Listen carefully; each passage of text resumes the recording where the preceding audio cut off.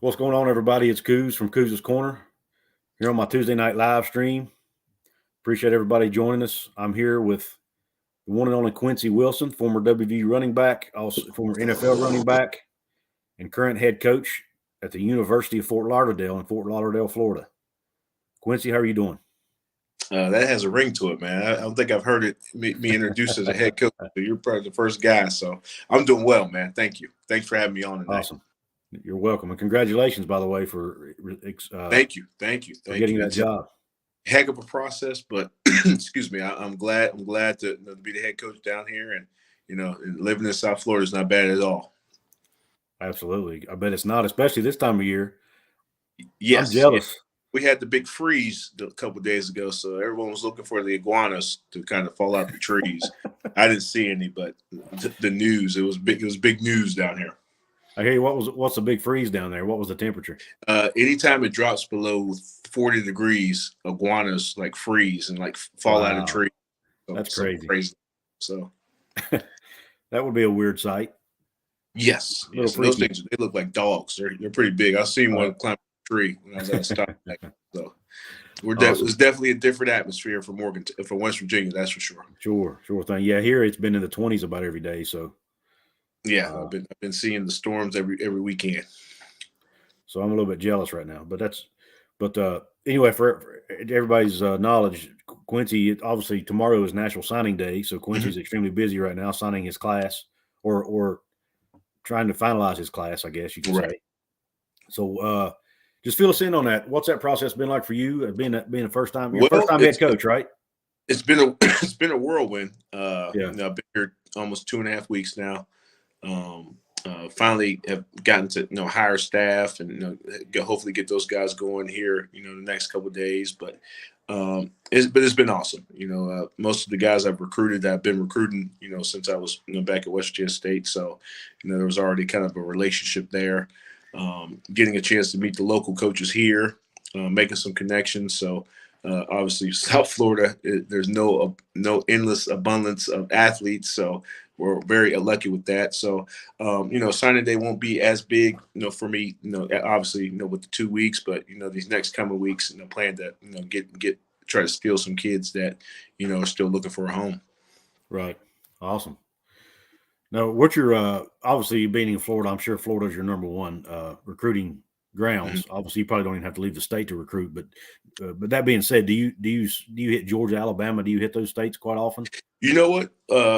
Being the cost of school is very low here, so we really don't have an in-state or out-of-state. So any pretty much any kid that's on financial aid or academic is in play for us. So we have a unique advantage where if you put apples to apples and you tell mom or dad you can pay $10,000 here or $3,000 here, most parents are going to pick the $3,000. So we'll get a chance to steal some guys that we probably wouldn't have got to just for financial reasons. Right. Awesome. I'm going to rewind a bit, if you don't mind. Let's go back to your days. A lot of my viewers are West Virginia fans, obviously. So we want to rewind back to your days in Morgantown. For those of you who don't know, and Quincy, correct me if I'm wrong, but you are 9th all-time in rushing at West Virginia. Is that accurate? I think I'm still top 10 because of the air raid. So I have to check, but I have to get my man Mike Vergale, see if I'm still the top 10 there. Yeah, I checked actually earlier today, and it showed you were number 9. So okay, well, hey, I'm still hanging in there, baby. 2,608 yards, 15 touchdowns. Does that sound right? Sounds about right, yes, sir. And averaged about 4 point or right around 5 yards a carry, I think it was. Yeah. It would have been more if they gave more carries, but that's what all running backs say. It's funny, isn't it? If they had to give me the rock more. Yeah. Well, I was fortunate. I backed up, the all-time leading rusher in the Big East and Hall of Famer, Avon Cobourne. So, so those carries are few and far between when you're backing up a caliber athlete like that. But it worked for me because when I was got a chance to be the man my senior year, I got to pass that knowledge on to the next generation, KJ and those guys. So right, it was a blessing in disguise. Right. That being said, that actually kind of dovetails into what I wanted to ask you. One of the things I wanted to ask you about You sat at WVU. You sat under Avon for what, 3 seasons? 3 years, yes, sir. And you hung it out. You stuck it out in your 4th year. You were the guy. So in today's college football, obviously, we got the transfer portal. Guys, if they don't get enough playing time, a lot of them will bail out. Not all of them, but a lot of them will. What are your thoughts on? Do you think the transfer portal is a good thing, a bad thing? What are your thoughts on it? I think the initial, if you go back to maybe 4 or 5 years, the initial thought of the transfer portal was a good idea. Say, I grew up in West Virginia and I went to USC. And all of a sudden, somebody in my family was sick, and I had to come back to West Virginia. And I would be it used to be a year. You had to sit out a year. And, there was, you could apply for hardships and all that stuff, but they really were harsh on it. And then, they started softening it up. And then they just said, transfer to free. So I think the original idea was a good idea. I think now, I think it's a little out of hand, but teach his own. If you think you're not getting a chance at a school, you want to go to another school. You can't find out if a school wants you until you leave. So maybe there's some rule. Maybe there's a rule. They can put some rules in place to say, if there is, put out feelers, all that. But then again, that's that opens up another Pandora's box. So right, exactly. But I think the initial idea was good. I think now. They have to kind of bring the Rams in and, make sure, these kids just don't use it as free agents. I've seen basketball where some guys have already been at 3 schools. I mean, that's like crazy to me to think about that. That is crazy, isn't it? Yeah. Matter of fact, I think West Virginia has a kid, if I'm not mistaken, it may have be on his 3rd school. But anyway, back to your West Virginia days. I think the most famous play, obviously, you're known for is that big run against Miami in 2003. I think it is. Is that right? Is it 2003? Can you still hear me? Sorry. Yeah. Can you hear me? Can you hear me? Can you hear me?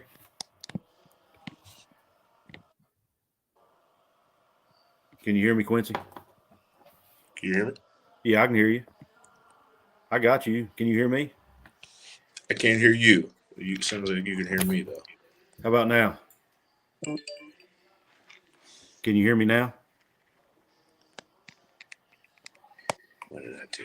Let me try to turn my mic up. Hold on.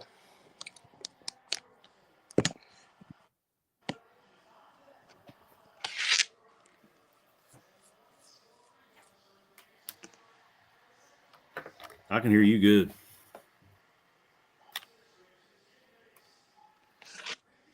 Can you hear me?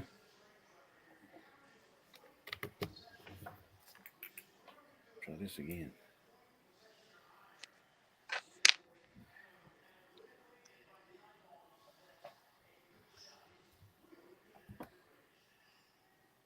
Can you hear me? Can you hear me? I can see your lips moving. I just can't hear you. You can't hear me, huh? That's weird because I can hear you good. My mic, it says my mic's working. Maybe I can re-sign in. Hold on. Sorry about this, guys. We're having some technical difficulties. For whatever reason, he wasn't able to hear me anymore. I don't know what happened.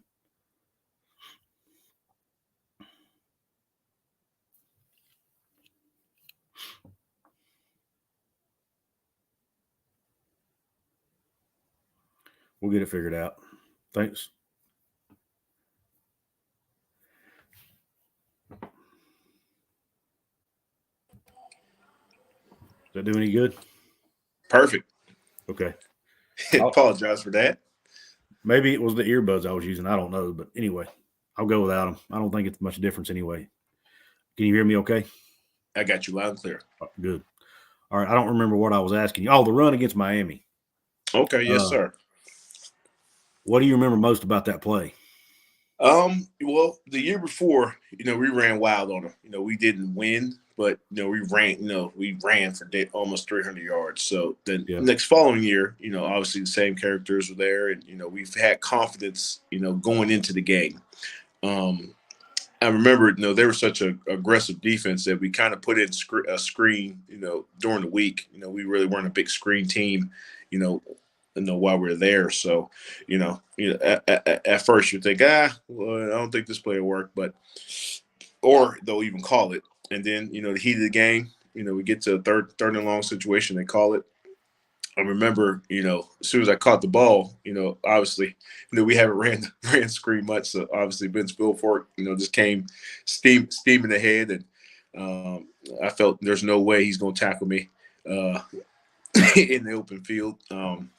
Made him miss, and pretty much after that, all the blocks were set up. I just kind of had to follow the blocks, and was heading to the end zone, and kind of out of the corner of my eye, I seen the guy coming like fast. So, yeah, usually, all year, guys would just go low on me, just go low. Right. So I was like, well, I'm just going to try to get my pads, under his. He didn't go low, and kind of used his momentum, to fly him back. Now, I didn't anticipate him falling in front of me, so I kind of had to hop over him. But, it was one of those plays, when you're running, you're just running and you just want to score. But then you look back on it and you're like, man, that was pretty cool. That was pretty awesome to be a part of. Yeah, man. That play, that's one of the few plays I remember. I actually know where I was at, the exact spot I was standing in. That's awesome. My wife, I remember I was too. Yeah, I'm sure you do. Man, that is one of the most famous plays in my mind. It's one of the most famous plays in Mountaineer history. What's that? My son's 19, and obviously he was way too young to remember that. But through YouTube and right. through other, obviously going to a Mountaineer game, they usually play it, in the pregame or something. So it keeps you alive, and it's great because there's so many plays that happen every season. And for my one little play to be one that people remember, it's very humbling, but also but great to be a part of Mountaineer history. Yeah. I got a viewer on here who's actually happens to be a high school friend of mine, and went to WVU as well. I think the same time you did. Because you and I are about the same age. I think I told you that. But he says he absolutely loved watching you run. He called you Q. I was sitting at the sports page when the run happened. That place was the loudest I'd ever heard it. Good old sports page, man. We had some nice watering holes back in our era. Yeah, I'm sure a lot of those places are probably still there. Or yeah. I'm sure. I that's my one thing I want to do for the spring game this year. I want to kind of walk down High Street and see what's still there, what's not there. Yeah, that'd be cool. I wasn't able to go to West Virginia. I ended up going to school locally here, but I have been up there for some games, and I did have some friends that went to school up there, so I went up there and hung out on the weekend a couple of times, but didn't get to experience college life there. So I bet it was a great experience. Yeah, it was good times, but college, and I tell my guys, it happens so quick. You feel like you get there as a freshman, you move into the dorms, and then all of a sudden, you're a senior. So, I tell my guys, don't be in a hurry, to grow up, because the real world will come at you faster than you know. Absolutely.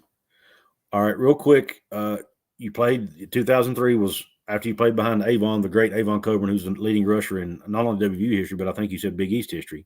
Oh, that'll never be broken. Yeah, over 5,000 yards, man. I mean, he's. But you played behind him for 3 years, then you were the guy in 2003. Then you went on to the NFL. Mm-hmm. Can you explain what that experience was like? It was awesome. Growing up, my father, played in the league. He played with the Bears, got a chance to win a Super Bowl. So, obviously, growing up in that shadow, it was great because, it was always there. Football was there. And, got a chance, to go to games and meet people and go to camps and, do all that stuff. So, so when my time came, I was ready. I was prepared. I went to the combine and I thought I had a great combine. I was top 5 and, all the, testing and all the stuff they did. So I knew I would get drafted. I didn't know where I was going to get drafted, but I knew I would get drafted. And then when you hear your name, it's awesome. Because, on TV, it's kind of 5 minutes behind, so, so I'm getting the news. I'm getting there, and then you see all the people celebrating. They kind of go to the live shot with that. So that was awesome, getting drafted by Atlanta. I was a big Warwick Dunn fan growing up, so to go to Atlanta and have be mentored by him for a year was awesome. T.J. Duckett was there, great player, Michigan State, one of the best guys there, and we had Michael Vick. We had a great team. Great team. Ended up going to the NFC Championship game that year, lost to Philly, so it was a great experience. And I had an opportunity to go to Cincinnati for the last game, and I was debating, and I was like, well, game check sounds good, so I ended up going to Cincinnati, at the end of the season. Oh, okay. Now, did you only play one game for Cincinnati? Yeah, I was there. Oh, okay. Well, actually, 3. I played 3. I was there 3 games. Okay. I was thinking you played there for like a whole season. Yep, I was there for 3 games, and then that next season, what was that, 2005? Was on practice squad. 2006, led the NFL in rushing preseason, and made the roster, and then I was in camp in 2007. So, got the golden 4 years, as they say in the NFL. Oh, okay. So if I live to 55, I'm gonna be a happy man. I hear you. So you did make it. You did play 3 years. Yeah. I'll get the pension and all the health care, all that good stuff. That's great, man. That's great because with what you guys have to put your bodies through, it's it's definitely, I'm sure, going to come in handy. Yeah, one of these days, if not already. I wanted to ask you real quick about. Well, first and foremost, pretty good timing. The fact to have you on here the week the Bengals just made the Super Bowl for the first time in 30 years. Yeah. That's pretty cool. Do you still have some friends or our colleagues in the organization? Our strength coach, the special teams coach, and our trainer are all still there from when I was there. So, still keep in contact. I usually, I still have friends in Cincinnati. So every time I'm there, I always try to stop by, try to see everyone. But, it's awesome. It's been 3 decades, I think they said, since, the Bengals were in the Super Bowl. I was hoping it was going to be the 49ers because they had been the rematch. That had been pretty cool. Last time they were there, they played the 49ers. So would have been cool for that. But great sport, great fan base. I'm sure they're going to all be going out west and, here in a week and a half. And it's going to be exciting. And it's going to be a great game. Yeah, I'm looking forward to it. It's going to be nice to see 2 teams in it that's not – and nothing against Tom Brady. The guy was probably the greatest ever play the game, but it's just cool to see different teams in it and different players. Yeah, some new blood. Yeah. You're right. So, Matthew Stafford's got a chance to kind of prove all of his haters wrong. Yeah. There's a bunch of storylines, and with Cincinnati, it just shows, what confidence can do. The quarterback position, you find a guy, Burrow's not the fastest. He's not, Michael Vick speed, and he can't throw the ball as far as Aaron Rodgers, but, he has moxie, he has confidence, people believe in him, and he makes enough plays, to get the job done. So, I know everyone always wants these measurables, and I deal with now in recruiting, with guys, well, coach, he ain't 5'5", he's not 6'5", but this, and you kind of have to look at the intangibles, and, with these players, and make sure, well, I know he's not a 6'5" receiver, but, can he catch the ball? Is he a route runner? Is he smart? The people, is the intangibles that makes football players, not just the measurables. Absolutely, yeah. Up here, especially at the quarterback position, I think you got to have it's as much, if not more, mental than it is physical.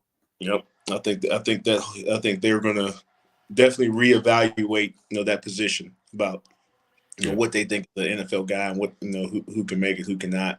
Right. What are your thoughts on NIL? I love it.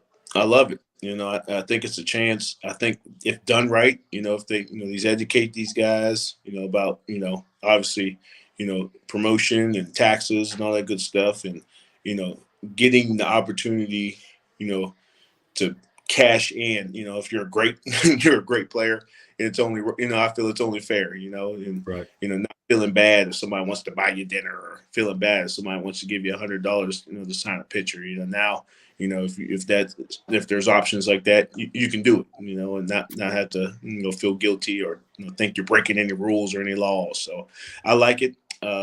West Virginia's a great state, and I've already seen the signs of some of the athletes around, especially when I was in Charleston, the bullet boards and all that stuff. So I like it, and I think it's obviously it's here to stay, and hopefully those guys are taking advantage of it.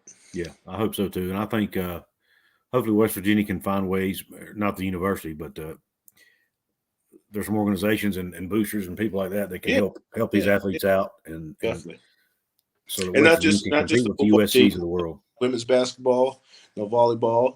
I think there's opportunity. I feel it's even better for the women. If you're good player and good looking young lady, there's a chance to really cash in. Absolutely, good point. Those, makeup great deals. Point. Hadn't thought about that, but that's a great point. So I think it evens the playing field a little bit. Yep, good point. Yeah, there's been a few organizations around Morgantown and end up that way that have been good about helping the players out and getting them some NIL deals, and I think it's going to continue to grow. So, and that's what it's going to take. I mean, in order for West Virginia to be competitive in that field, in that arena, right? Because don't get me wrong, there are schools selling that. So, absolutely, there are. I think if you are a top guy, and he has one of the big blue bloods, as they say, you definitely got to have some. You can't be, you have to be conscious of that. Absolutely. You mentioned your son earlier. Does he play ball? No, he was actually his senior year was the COVID year, so kind of not being able to play the spring and having to do graduation and drive-bys and kind of just killed the sports moxie. But he's in school. He's in Columbus. He's at Ohio Dominican and doing awesome. well. I run into him at Mountaineer games as well. So awesome. he's enjoying the college life, and that's awesome because I don't think it was that long since I was in college, but it really has been that long. Oh, it has been. Like I said, I remember. It's been a while. Longer than I want to admit. Exactly. One of my viewers here, Brent Jones, asked a question, which is perfect timing because I was actually getting ready to ask you about it. What is your take on the state of the West Virginia program right now? I think we're in good hands. I think Neil. I think they noticed what we had to do. Obviously, the offense has struggled in the last couple of years. They went out and got a great offensive coordinator. I think the next piece is now finding, college Power 5 football is about the quarterback. You have to have a playmaker at quarterback. Skill positions and all that stuff are dime a dozen. But if you're a Power 5 school, you better have an NFL caliber, not NFL guy, but NFL caliber type of guy. Calling the signals for you. Right. And the one thing I like about obviously Graham Harrell's never coached at West Virginia, but so all I can do is read up on him and go by his history. But he's been extremely successful at developing young freshmen and inexperienced quarterbacks. Well, he's a great recruiter, and I think another thing on your staff is you've got to have guys that can recruit.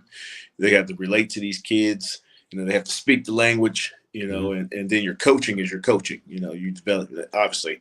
If you get Caleb Williams, you're not really developing that much. You're just making sure he understands the game plan and making sure he's making good decisions out there. But having a guy who can get that talent in the building is also important. So I think with them with that. I think they've done well in recruiting. I know they're really excited about the guys they're bringing in.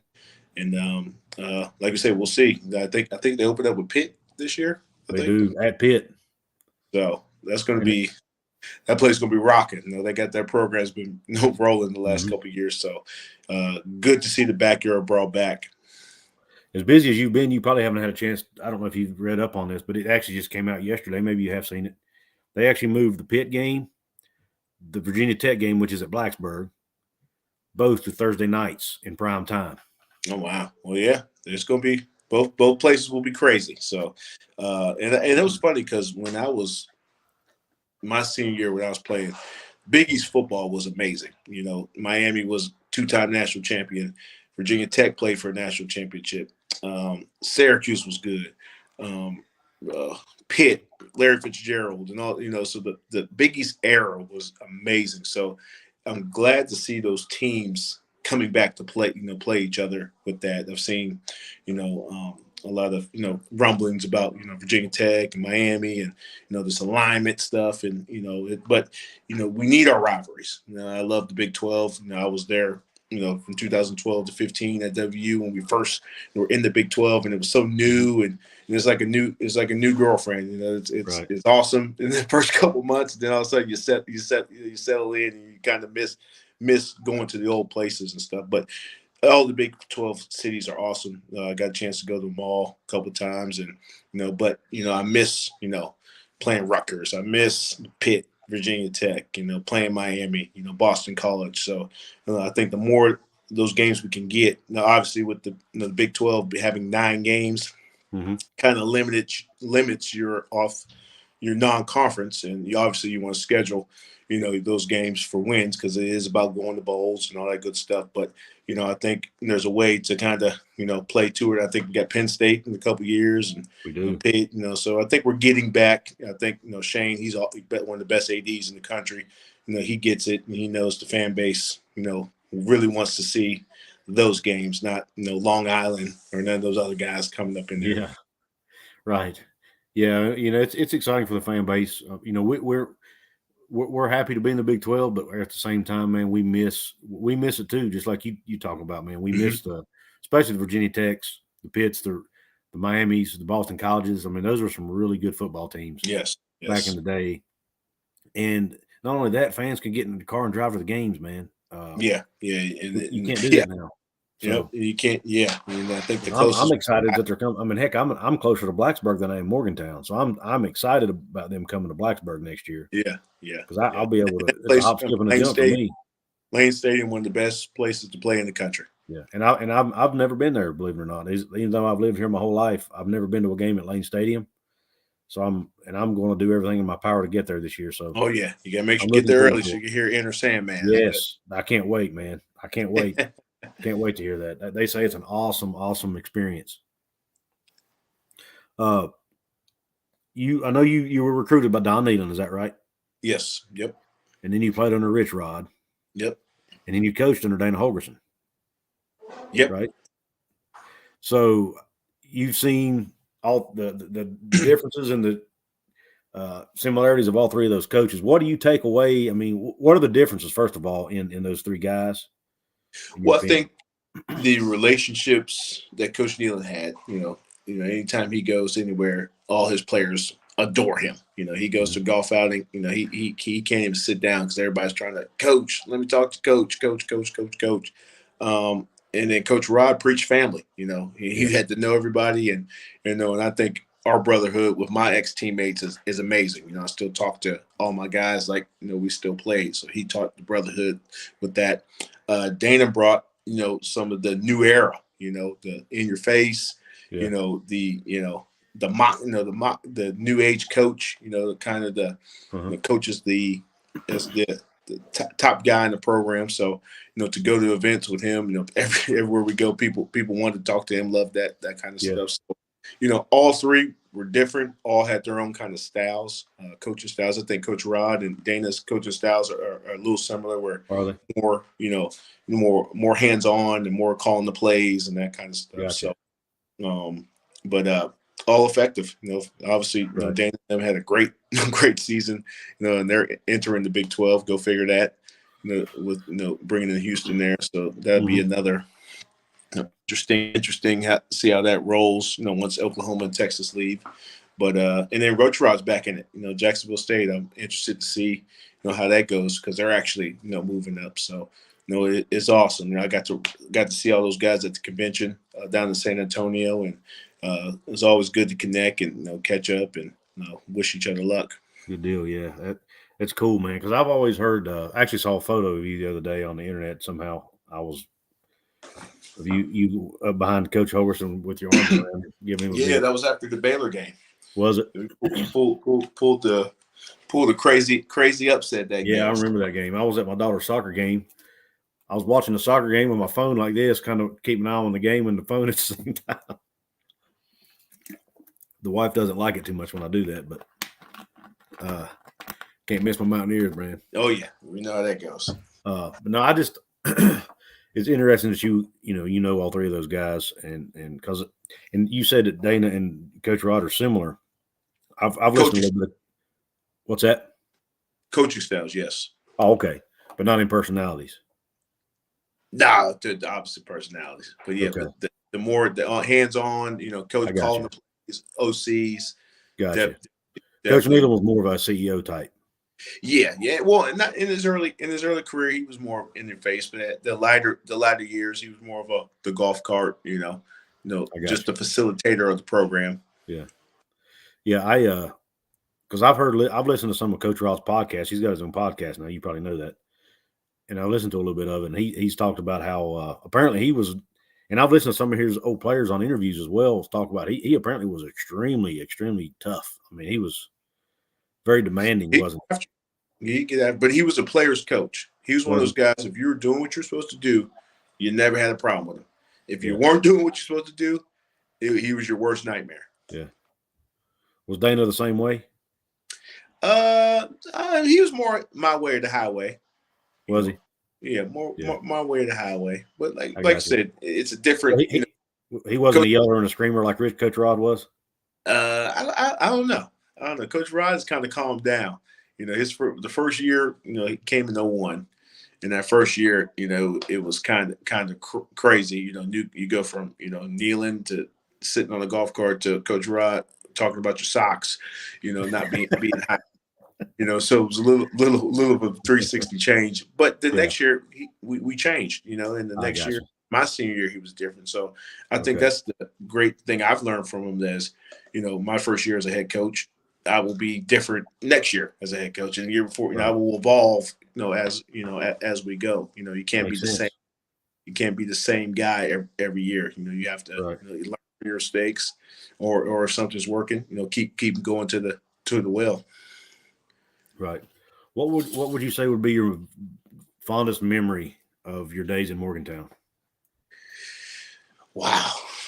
I know for me, the first, I always say this, but my first touchdown, my freshman year, was backing up, played special teams, and got in, at the end of the game, when blowouts and that stuff. But, I got my first touchdown against Rutgers.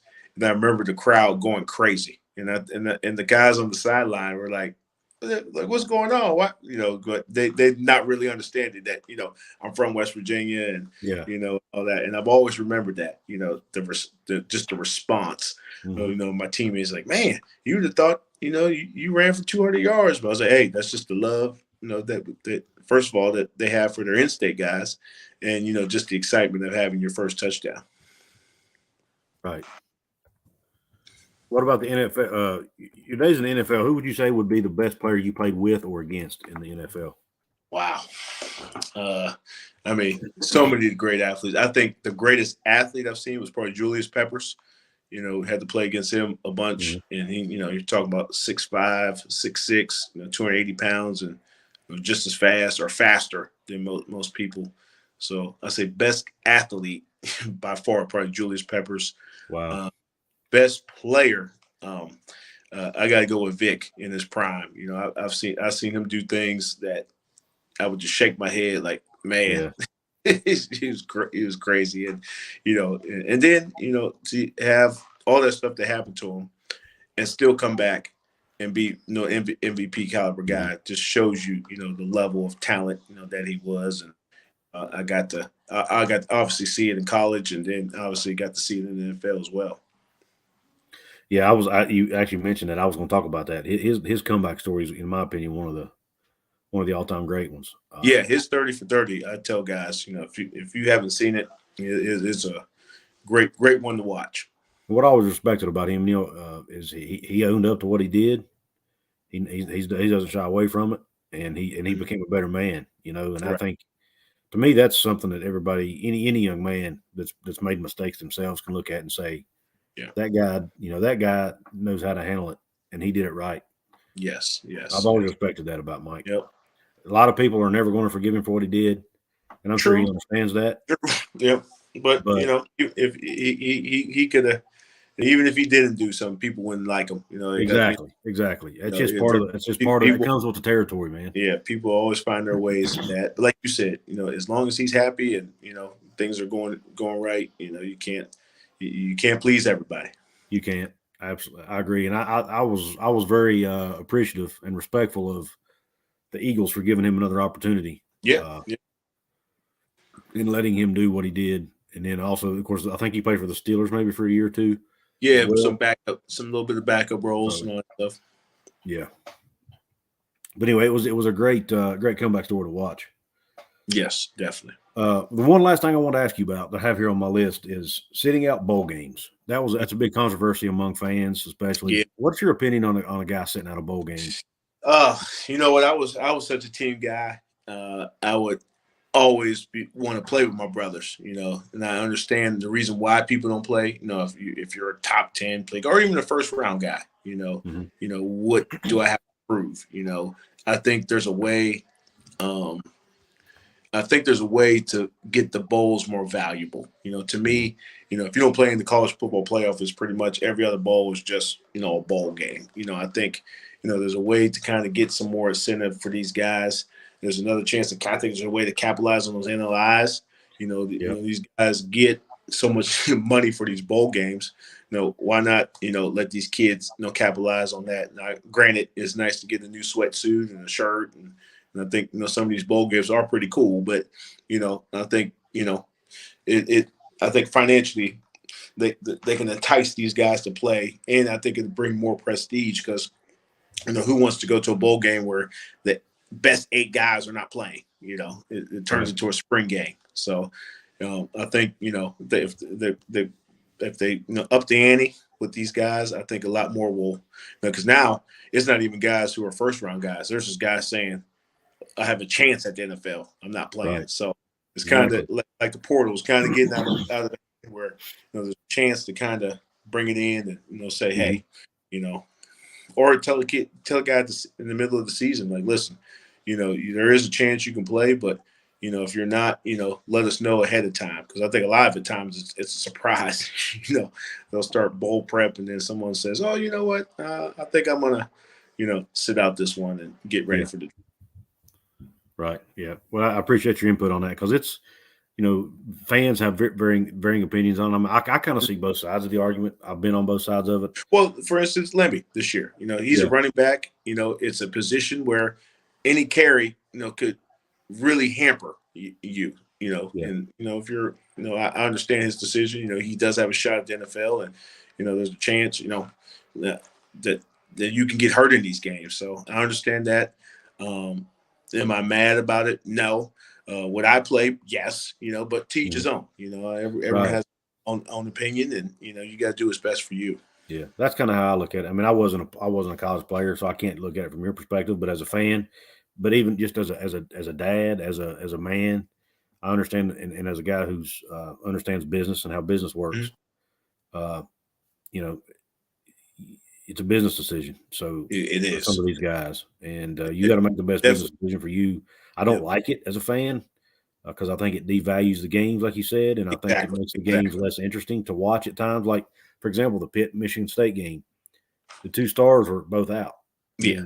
If you the one thing I think they need to figure out a way to fix is when you're a fan and you buy a ticket for these bowl games, and then a week later the stars decide they don't want to play. Right. It kind of devalues your ticket at that point to some degree. Hopefully you're going to a bowl game that's in a nice area and you're kind of subsidizing the game. I mean, if you're a diehard loyal fan of that team, you're going to want to go anyway and cheer on all the guys. But there are some who are more casual fans who just want to go and they might want to go watch that player. Right. And for those people, man, it's it kind of sucks. It's definitely disappointing. So, well, I'm gonna let you finish up by plugging your what you're doing now. Yeah, I appreciate that. Obviously, we mentioned at the beginning, the new head coach at the University of Fort Lauderdale. We are a small Christian school in Fort Lauderdale, Florida. 2nd-year program. Very excited. Great people down here. Been meeting with my team the last couple of weeks. Have some great kids. They're excited, about the challenge of going forward. No, they were 0-7 last year, so there's definitely room for improvement. But I told them, this is each day I want them to there are no 0 days. I want you do something to help yourself on the football program every day. Obviously, by going to class, being a solid citizen, and make sure you're honing your craft. So the kids are excited. We're getting the schedule together. I'll be posting that. I know people have been asking me about that. We're getting that together, but all the support that I've gotten so far has been amazing. Mountaineer Nation is amazing. My family and friends are amazing, and just excited, to be a head coach is something I wanted to do, for the last couple of years. And as they say, be careful what you wish for. That's right, man. Be You're careful. thrown into the fire now. But we're going to be organized. We're going to be connected. We're going to play hard, and anyone that supports us, they're going to be proud of us every Saturday. Right. That's awesome. I did have one quick question come in as you were talking there for you. Yep. What is the loudest road venue you ever played in? Wow. Virginia Tech or Boston College. And the reason why I say Boston College because they're literally on top of you, and you hear every word they say. Wow. That was surprising. The Tech one I kind of expected. Yeah. But when you said, because their fans are as passionate as Mountaineer fans. Oh, yeah. But Boston College, Syracuse, the Carrier Dome, it was always loud. Always enjoyed playing there. Obviously, Pitt, playing in Heinz Field was awesome. And then, like I said, just that Big East it was special. And everywhere we went, outside of Temple, was a pretty good venue. I got you. So Temple wasn't good, huh? Oh, they played in the Vet, and they literally. Yeah, I've heard about the Vet. They said the Vet's terrible. 5,000, and they probably got 5. Wow. Well, listen, I know you're a busy man. I know you got signing day tomorrow, so you've got a lot of work to do. Excited about that, but awesome. I appreciate you having me on. I appreciate you coming after on. I get this first win, you got to get me back on so I can, brag a little bit about, my first collegiate, head coaching win, something like that. There you go, man. I'm gonna try to follow you, man, and keep up with you the best I can. Okay? Will do. Appreciate you. Thank you, Quincy. Have a good one.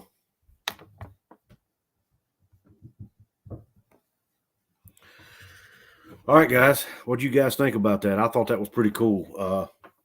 In my eyes, that guy right there is a legend. I remember watching that run against Miami. Like I said, I remember exactly where I was standing when it happened, jumping up and down and screaming. This was really special to me. I've had a few other guests on, and they were all great. But I guess I was able to watch Quincy play, so it's just pretty cool. I guess he was kind of I don't want to call him an idol, but somewhat of a hero to me, as someone who wasn't able to play at that level.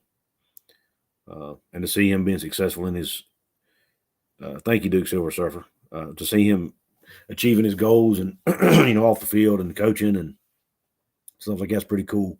And he's a West Virginia guy too. He grew up in Weirton, which we didn't even really talk about that much. But I think I wanted to talk more about his childhood, but I had so many things I wanted to ask him about. The cool thing about him, he gives really straight, direct answers. He doesn't he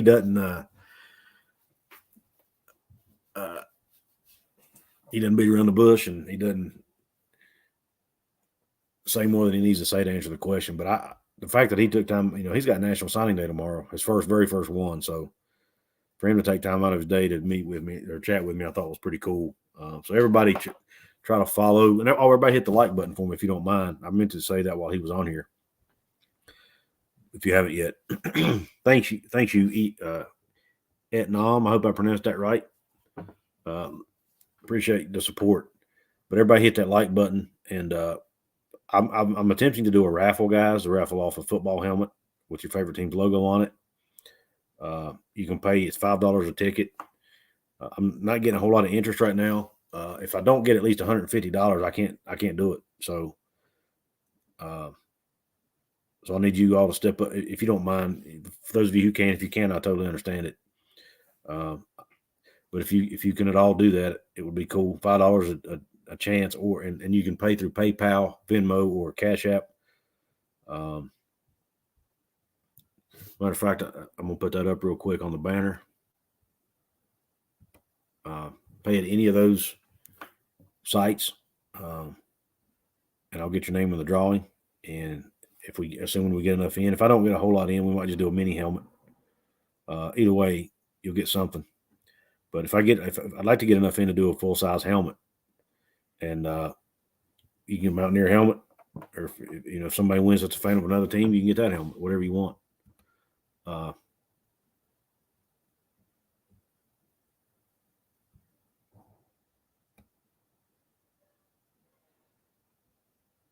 Yes, the man backwards, you nailed it. I'm not sure. Oh, okay, your name, yeah, the man. Oh, I got it. I didn't even catch that. Oh, that's unique, man. That is a unique name. John says, for WU donors, does it help recruiting more to support NIL deals or travel expenses for coaches to go out of state? I would say NIL deals, because the coaches get their travel expenses are paid anyways. At least a portion of them are. They have a travel budget. Every athletic program has a travel budget that they, for recruiting and whatnot. So that's already covered by the school. NIL deals are all privately funded. So if you want to support student athletes, it's better to do it through NIL, or you can always do it through the Mountaineer Athletic Club. They still exist, which that's directly affiliated with the college. That money just goes into the athletic program as a whole. NIL will be, a separate deal that's done through private entities. It can't have anything to do with the university. Duke Silver Surfer says, John and Brad were there beside me for the run. Yeah, those are Duke Silver Surfer and I went to high school together, and the John and Brad he's referring to are two buddies of ours. They were there at that game for the run, apparently, or not at the game, but in the bar or restaurant, whatever it was.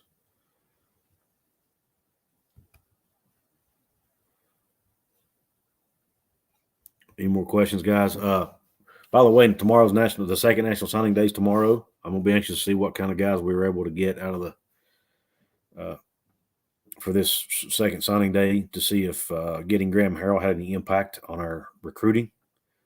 That's gonna be interesting to watch. Keep an eye on.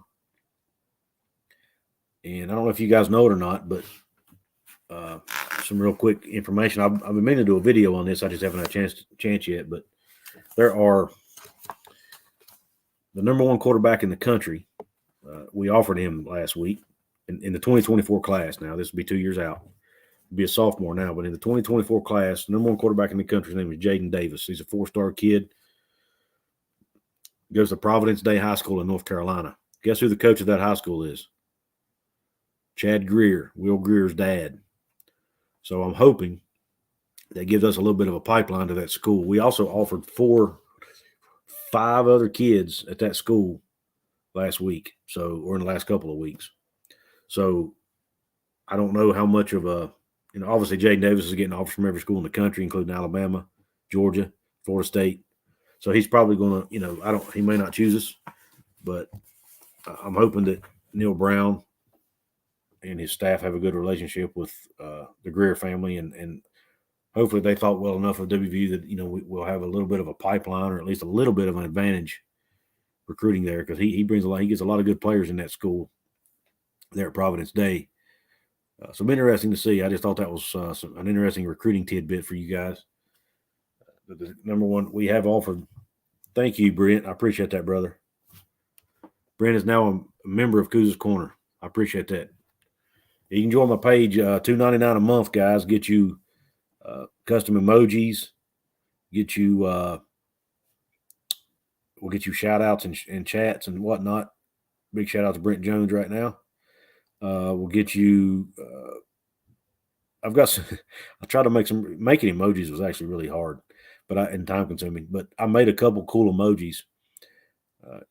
Brent will be able to check them out now that he has access.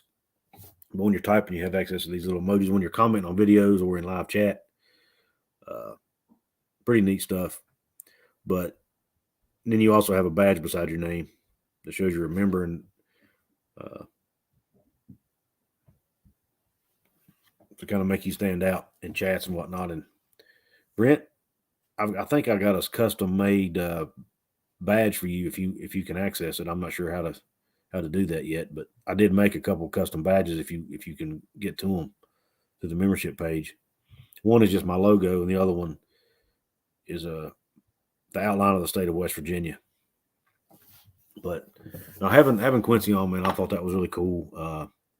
I didn't have the viewers on here I wanted that night. I did advertise the crap out of this, but I know people are busy, and it's not football season either. When it's not football season, people aren't as interested. But it's also the easiest time to get some of these people on. So especially if I'm trying to get a few current players on. They're hard to get. A lot of them won't paid because of NIL, which is cool. I understand it. I don't hold any hard feelings about it. But I'm hoping if I could get them a little bit of support or a little bit of recognition or get their name out there, maybe they'll get some NIL deals from it. But we'll see. I've got a few more things lined up. I've got a pretty cool interview lined up for 2 weeks from now. I don't know if it'll be live or not. Haven't decided yet, but and then I'm working on some more. So trying to bring you guys the best content I can. Just something different.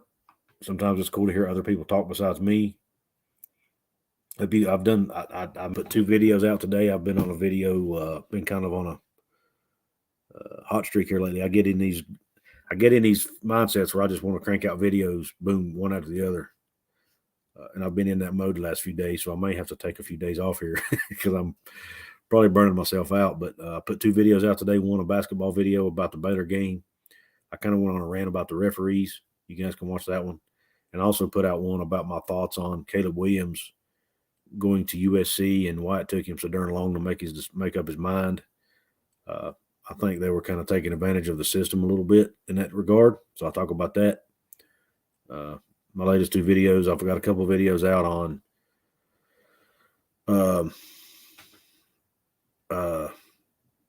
transfer portal and the top gets and losses of each Big 12 team.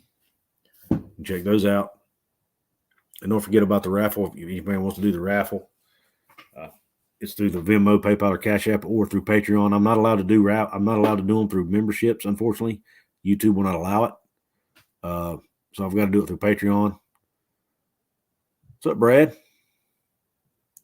Brad Ramsey. Holy crap, man. I haven't seen you. Quick Q is a legend, man. And it was cool to have him on here. Really cool to have him on. It was. He is a legend to me, man. Like I said earlier, I've had other guests on my show, but he was special to me because I got to see him play. You know, he's in my day. He's our age. He's in our generation. And that run against Miami, man. I mean, that itself is legendary. That play alone makes him a legend in my book. I mean, he flat ran over top of an NFL. I think every tackle he broke in that play, if I'm not mistaken, were NFL players. And a couple of them, I mean, Vince Wilfork was a friggin' star. I mean, he was a Pro Bowl player, man. So, I mean, that's special. That play he did was special. But no, he's just a down-to-earth dude. Really down-to-earth dude. I was hoping to get a little bit more from him on the state of the program now, but, you know, these guys don't want to say anything negative about anybody. And he seems to really like Neil Brown. So, and he's met Neil a few times because he does camps and stuff there. Some former players' opinions aren't quite as, let's say, high, I guess, on Neil, but he seems to like him. And I think, and Brent, the question you asked earlier about success, I think he answered that for you. I think my understanding, my interpretation of his answer was we got to get a great quarterback, and we've got to get, and you know, Graham Harrell's recruiting is going to help us. So just basically better recruiting and a great quarterback is what we need to get Mountaineer football where it needs to be. And he thinks they need to do a better job recruiting the surrounding states. That's at least, I hope that answered your question, Brent. That was my intent. But I actually agree with all of that. I think they've lost sight a little bit. Maybe they haven't. It just appears that they've lost sight of recruiting Maryland, Pitt area, Ohio. That's where they need to be recruiting players from. Their core players anyway. I mean, that's what Huggins does in basketball. I mean, look at the number of players he gets out of Ohio. Obviously, that's not doing him a whole lot of good right now. But in the past, it has. I mean, Deuce McBride's an Ohio kid. I think Derek Carver was an Ohio kid. So he's had some success recruiting Ohio. And I think there's a lot of good athletes in that state, football and basketball. So they need to hit that state harder. Brent Jones, if you were to guess who you think will be our QB next season, I watched some Will Grier highlights the other day, and it reminds me how terrible we are right now. Yeah, Brent, man. I honestly, my gut tells me it's going to be Will Crowder, because if you listen to that interview that Graham Harrell did on Mountaineer Insider podcast, he was. They asked him about the three quarterbacks, and his comments on Will Crowder were a lot more glowing, let's say, than the other two guys. I mean, he didn't say anything bad about the other two guys, but he talked about him a lot more. Said he's already met with him multiple times. That he has a presence about him when he walks in the room, which is always a good sign for a quarterback. Nico, he said he already knew Nico and had a relationship with him from recruiting him when he was at USC. That's pretty much all. And the kid was talented. That's pretty much all he said. And as far as Garrett goes, he said the kid can run around and make plays. I mean, we already knew that. But, I mean, to me, his comments about Crowder were a little more revealing. But maybe I'm reading too much into it. But that, plus what I've heard about Crowder before from others, I think Goose Crowder will end up being our starter next year. I really do.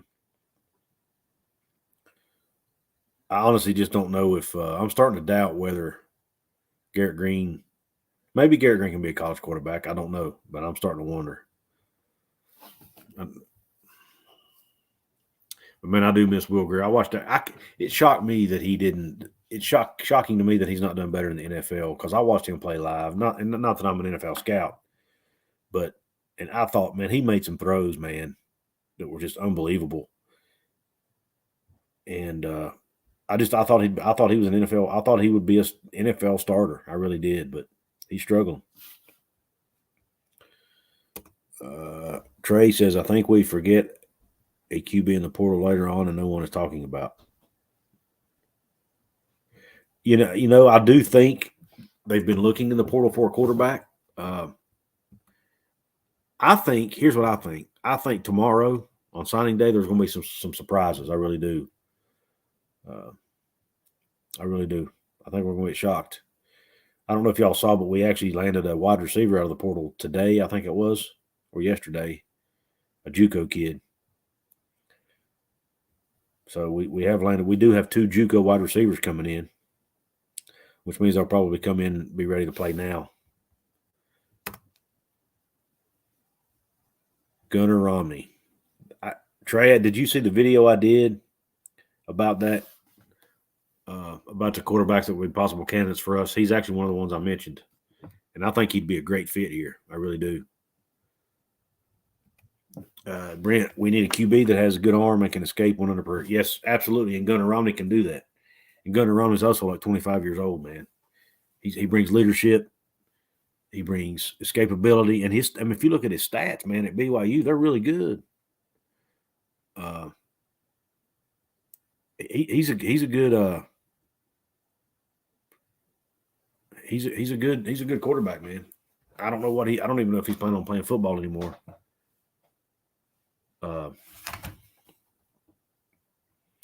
3-star from Kansas today. I must have missed that, Trey. Like I said, I've been pumping out videos like a madman today. So on top of my job, I do have, my day job. I was in work mode today. I was doing my day job. Then I push out a video. Then I do my day job. Then I push out a video. What's up, John Kelly? Thanks for stopping in, man.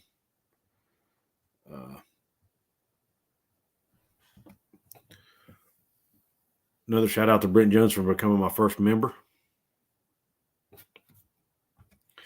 Hopefully one of them JUCOs can replace Winston Wright. Yeah, I agree, man. We definitely got a couple holes to fill at that position, but I like the guys we have on the roster. I do, but we just need more depth. I think Sam James is going to ball out next year. I think Caden Prather can ball out, and I think Bryce Ford Wheaton's going to have a phenomenal year next year. I really do. And I'm looking forward to watching it, man. I can't wait. Obviously, I know it's still basketball season, but this basketball team is just not getting me very excited right now, unfortunately. And I don't know, man. I just honestly I like football a little bit better. I get a little bit more passionate about football anyway, but so I'm definitely looking forward to it. I'm going to try my very hardest. Uh, 3-star from that. That's the one I'm talking about. That's the one I mentioned, Trey. Yep, you're right. He was he's from Kansas. That's correct. He went to a. We've actually gotten several kids over the years from that JUCO, if I'm not mistaken. But yeah, we did. That's the one I was referring to. JUCO wide receiver from Kansas, 3-star. Can't remember his name. Muhammad. I think his last name is Muhammad. But I'm going to try my best to get up to the spring game this year. They just, matter of fact, guys, they just announced it. It's the 23rd of April. West Virginia spring game is the 23rd of April. And I guess you guys heard the news about the scheduling. They changed the Pitt game and the Virginia Tech game to night games on Thursday. So they're going to be Thursday night games in prime time. So, and that Pitt game, if you look at the week 1 games, it's the best game on. So there should be a lot of people watching that one.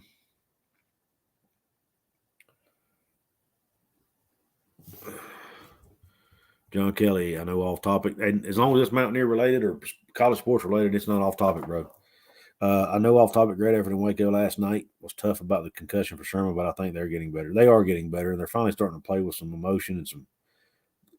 I wasn't mad at them at all, John. I don't know if you've had a chance to watch my video yet, man, but I was actually proud of those guys last night. They played with pride. They played with moxie. They just they had some bad luck. B, Better's a good team. They were on the road. Some calls didn't go their way. Just wasn't their night for whatever reason. But and Neil Brown finally gets his first night game in Morgantown, guys. The Baylor game in October is a night game on Thursday. I know a lot of people are upset about him being on Thursday, and I understand it makes it hard for some people. Which I mean, it's not great for me either, but my job allows me to kind of make my own schedule, so I'm blessed in that regard. So hopefully I'll be able to get it. I doubt I'll make it to the Pitt game because it's so far, but I definitely have plans to make the Virginia Tech game. I'm gonna try my very hardest. I'm hoping one of these days I'm gonna be able to do a live stream from a game. I can't live stream the game because it's against that goes against not the whole game, but I don't think I'm allowed to do that. But I can do a live stream from the game, like in the parking lot or whatever. I think that'd be pretty cool.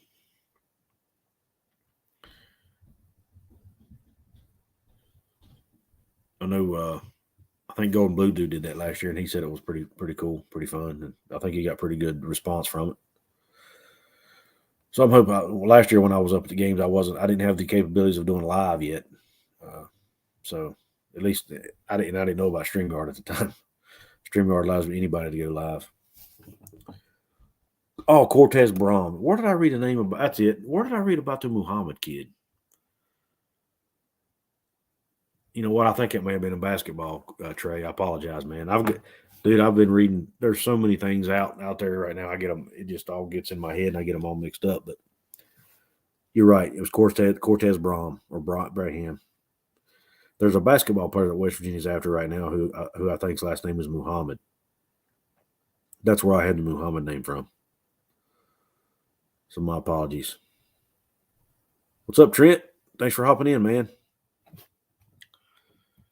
Trent and the Sip, y'all go check his channel out.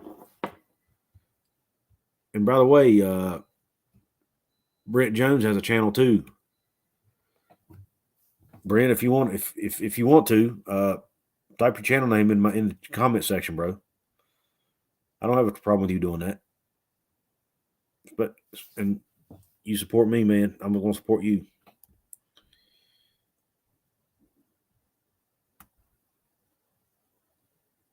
All good. Normally, I'll keep you posted right when it comes out. Yeah, thanks, Trey. I appreciate that, man. I need all the help I can get. I have a hard time keeping up with it all, bro.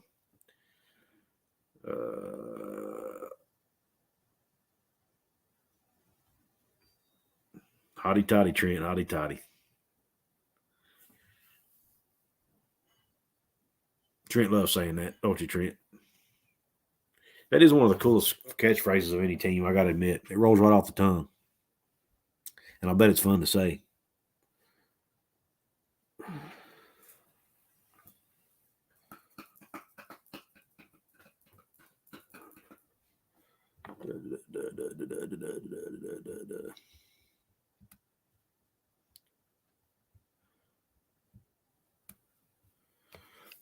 But anyway, well, listen, guys.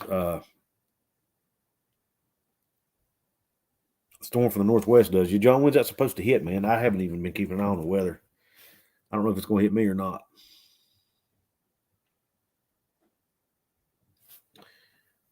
Let's see. Yeah, I'm not looking at anything my way, at least not in the near future. Must be going to miss the southern part of the state, John. I did, Trent. I did do it. It'll once this live stream's over, man. It'll be up for you to check out. Brent says, I'm hoping Coach Brown actually lets our team play the entire spring game. Last season's spring game was kind of boring. Yeah, I didn't even watch it, man, but I heard it was. Yeah, I've already done it, Trent. It lasted about, 45 minutes or so. But it'll be up. It's okay. It's okay, bud. No worries. It'll be there whenever at your convenience. But I appreciate you coming on here, man. Lonnie Kaiser, thanks for hopping on.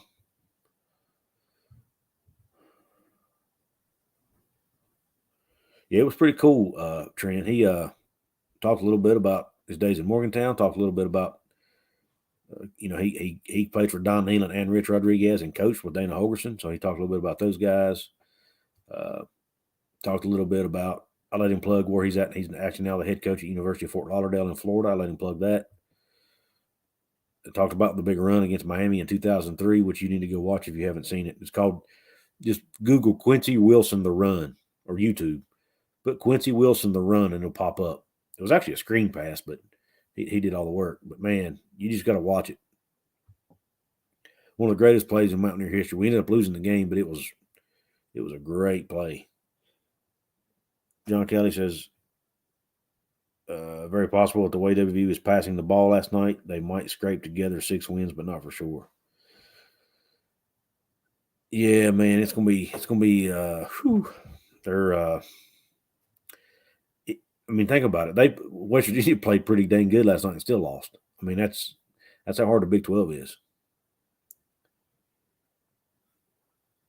Yeah, I know the play you're talking about. Yeah. It's one of the biggest plays in Mountaineer history, man. I was actually the fact he come on here was pretty remarkable because he's got him being a college coach, and tomorrow's National Signing Day, so he's got a huge day tomorrow. And has anybody on here ever been to the spring game in person? Because I haven't. I'm just curious what it's like because I'd like to go this year. I want to take Kuz's Corner on the road, baby. Kuz's Corner Road Show. Yeah, John, it is tough. Baylor's a tough place to play, man. The fans are loud, passionate. Which, actually, I heard a thing the other day. Apparently, Baylor fans aren't turning out for basketball like they should be. People are a little bit disappointed in them. They're not coming to the games for some reason.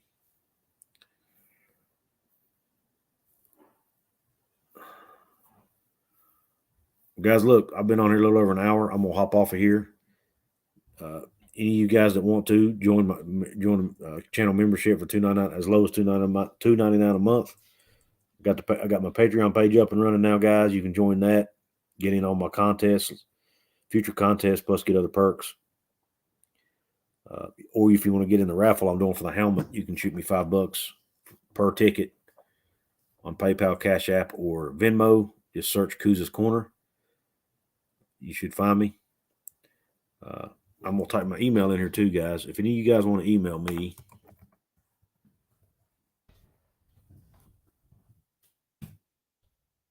There's my email address in the comments.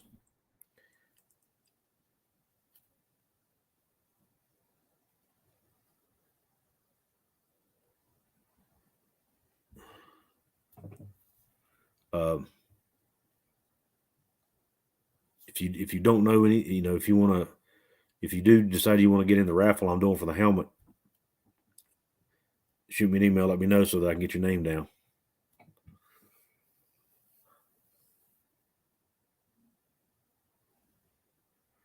Yeah, I don't think it was deliberate, John, personally, but I mean, heck, who knows? I don't know what was going on inside the kid's head, but yeah, I appreciate you hopping on, guys. I'm going to hop off of here. Y'all go check out my latest videos. Appreciate all the support.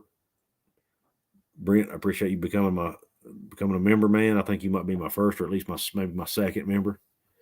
But anyway, appreciate it. Thanks all to you guys. I'm hopping off. Good night.